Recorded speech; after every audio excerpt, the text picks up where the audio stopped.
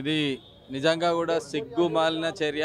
ఎవరైనా ప్రభుత్వాలు నడిపేటోళ్ళు గవర్నెన్స్ మంచిగా ఉండాలని చూడాలని, వ్యక్తిగత సమాచారం భార్యాభర్తల మాట్లాడుకునేది, కుటుంబ సంబంధాలు తెగిపోయే విధంగా ఈ విధంగా ఫోన్ ట్యాపింగ్ చేయడం అనేది స్వచ్ఛమైన ఆధారాలు అన్నీ ఉన్నాయి కనుక ఇవాళ కాంగ్రెస్ పార్టీ కూడా దీన్ని కాలయాపన చేస్తుంది. దీనికి బాధ్యులైన వారందరినీ పోలీస్ ఆఫీసర్లను శిక్షించారు, కానీ మరి దీన్ని చేపించడానికి ఎవరైతే ఇప్పుడు ముఖ్యమంత్రి గారు, అంతకుముందు ఉన్న ముఖ్యమంత్రి గారు, అలాగే ఆ మంత్రి ఎవరైతే దీన్ని ఎంకరేజ్ చేసిండో ఆయనను కూడా, వీళ్ళందరినీ కూడా తప్పకుండా అరెస్ట్ చేసి అందరినీ శిక్షించాలి, నిందితులందరినీ. ఎందుకంటే స్పష్టమైన ఆధారాలన్నీ ఇప్పుడు సంజయ్ అన్న దగ్గర ఉన్నాయి. నిజంగా కూడా ఈ కేసు సిట్ విచారణ చేస్తుందంటే మనకు కూడా నమ్మకం లేదు. స్టేట్ గవర్నమెంట్ కూడా మరి అవి రెండు కొల్యూడైనట్టుగా కనబడుతూ ఉన్నది.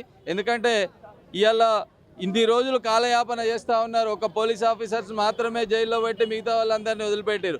ఈ కేసు నిజంగా కూడా నిష్పాక్షికంగా విచారణ జరగాలంటే సిబిఐకి అప్పగించాలని బీజేపీ పక్షాన మేము డిమాండ్ చేస్తాం. బండి సంజయ్ అన్న వాళ్ళు చేసిన తప్పులను బయటికి విప్పి చెప్పడానికి ఈరోజు ఈ కార్యక్రమం నిర్వహిస్తుండు. దానికి అందరం మద్దతుగా మేము వచ్చినాం.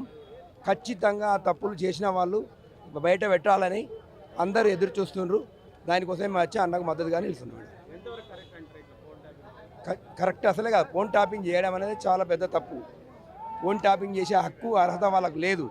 ఒక ప్రభుత్వం ఏదైనా ఇంపార్టెంట్ వాళ్ళకు అదే అవసరం ఉంది అనుకుంటేనే వాళ్ళు వాడుకునే అవకాశం ఉంటుంది గవర్నమెంట్, కానీ వీళ్ళకు మాత్రం ఎలాంటి అవకాశాలు ఇది వాడుకునే హక్కు లేదు. ఇది చాలా తప్పు. అందుకే ఈ తప్పును ఎత్తి చూపడానికే మా సంజయ్ నా ముందుకు వచ్చి నిలబడి ఇప్పుడు ఈ ఫోన్ ట్యాపింగ్ విషయం బయటికి చెప్పడానికి నిలబడ్డారు. ఆయనకు మద్దతుగా మేము అందరం వచ్చినాం.